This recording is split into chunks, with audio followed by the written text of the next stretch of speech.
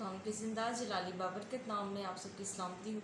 मैं आप सबकी सिस्टर सुनीता एक बार फिर आप सबकी खिदमत में हाजिर हूँ नहायत ही दिलचस्प एक वाक़ये के साथ। एक दफ़ा का जिक्र है कि एक शख्स जो नहायत परेशान, हालात का मारा हुआ, गरीबी से सताया हुआ और हर तरह का जो दुख है उसकी ज़िंदगी में है, लेकिन वो खुदा का शुक्रगुज़ार है और वो अपनी बीवी को एक पॉजिटिव जो है तसल्ली देकर जाता है और कहता है कि मैं आज ज़रूर कुछ अच्छी चीज़ जो है उसके लिए लेकर आऊँगा।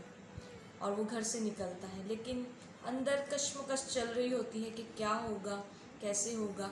और चलता चलता वो एक समंदर के किनारे पर पहुँचता है। वहाँ पर वो जाल डालता है कि शायद इनकम के लिए कोई आज बड़ी चीज़ हाथ लग जाए, क्योंकि माहीगीरी एक ऐसा पेशा है जहाँ से इंसान अपने घर के अखराजात जो है पूरे करने के लिए कोई ना कोई चीज़ कमा सकता है। तो जब वो वहाँ पर जाल डालता है तो जाल भी खाली आता है और उसमें सिर्फ एक ही मच्छी उसके हाथ लगती है और वो खुदा का शुक्र करता है।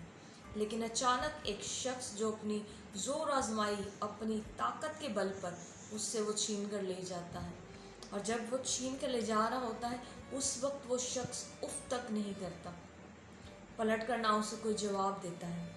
लेकिन जब वो जा रहा होता है तो जाते वक्त वो मछली जो समंदर में से उसके हाथ आई उसके हाथ पर काटती है और उस शख्स का खून बहना शुरू हो जाता है।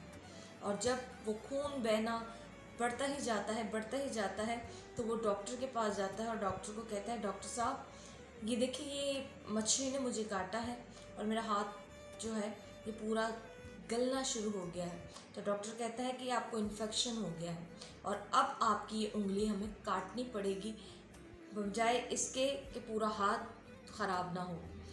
तो वो शख्स कहता है ठीक है, आप इस उंगली को काट दें। और जब वो उस उंगली को काट कर फिर दोबारा कटवा कर घर पर लेकर जाता है तो फिर वो हाथ जो है इन्फेक्टेड, वो एरिया वहीं पर रुकता नहीं है बल्कि वो बढ़ता जाता है, वो इन्फेक्शन बढ़ता जाता है। और वो फिर परेशान होता है और डॉक्टर के पास भागा हुआ जाता है और कहता है, डॉक्टर साहब ये तो और मज़ीद बढ़ता जा रहा है। कहता है अब आपका पूरा हाथ जो है, यानी ये जो पम एरिया है, ये आप पूरा काटना पड़ेगा। तो वो कहता है ठीक है, आप इसे काट दें। और मज़ीद वो दोबारा से बढ़ना शुरू हो जाता है, यानी वो घर जाता है वो फिर बढ़ना शुरू हो जाता है। और तीसरी बात, पूरा उसका जो एल्बो तक का एरिया है वो काटने का ऑर्डर देते हैं और कहते हैं कि आपको काटना पड़ेगा, इसके बजाय कि ये और मज़ीद बढ़ता चला जाए। और इसी तरीके से वो 3 से 4 बार उस डॉक्टर के पास आता है और कहता है कि ये एरिया तो बढ़ता ही चला जा रहा है, आप इसको रोकें। और आहिस्ता आहिस्ता हत्ता चौथी बार जब वो डॉक्टर के पास पहुंचता है तो उसका पूरा बाजू जो है वो काटना पड़ता है। और फिर वो डॉक्टर परेशान होकर कहता है कि तुमने ऐसा क्या किया है, क्योंकि कोई मेडिसिन, कोई ऐसी अद्वियात जो बनी है वो इस पर काम क्यों नहीं कर रही, तुमने ऐसा क्या किया है जिसकी वजह से ये तुम्हारा इन्फेक्शन बढ़ता जा रहा है। तो उसे याद आता है कि आज मैंने एक शख्स से मछली छीन कर लेकर आया हूँ और उसके बाद से ये अमल मेरे साथ हो रहा है। और वो फिर दोबारा उस शख्स के पास जाता है और जो वहीं पर बैठा हुआ खुदा से बातें कर रहा होता है और उसे जाकर कहता है कि तू कोई जादूगर है, तूने ऐसा क्या किया है कि जिसकी वजह से मेरा हाथ मुझसे जुदा हो गया।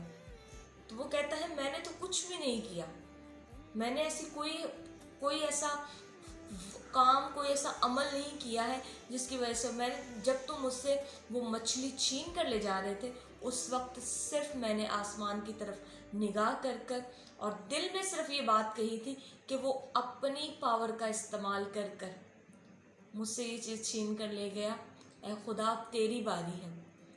तो मेरे अजीज़ों, हमारे लिए लम्हा फ़िक्रिया ये है कि अगर हम अपने हालातों पर गौर करें और दौरे हाजिरा पर गौर करें तो दीन मसीहत का हाल भी कुछ ऐसा ही है।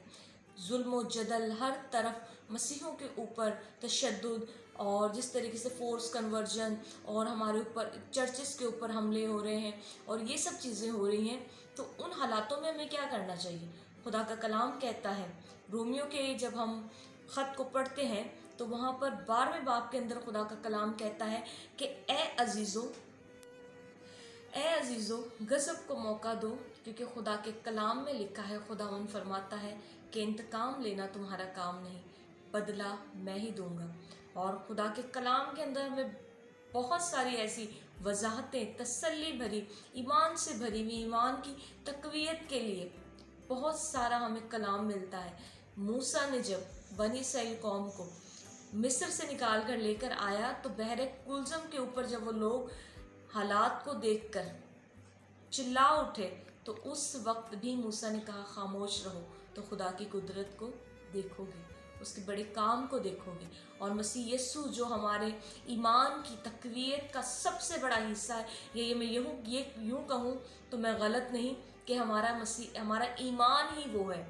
और वो कहता है कि दुआ करो, ये नहीं कहता कि तुम इंतकाम लो, बल्कि कहता है दुआ करो ताकि आजमाइश में ना पड़ो। तो हमें ऐसे हालातों के अंदर बदला लेने का नहीं सोचना, बल्कि खुदा पर तवक्कल करना है कि हमारा खुदा हमें बचाने की कुदरत रखता है।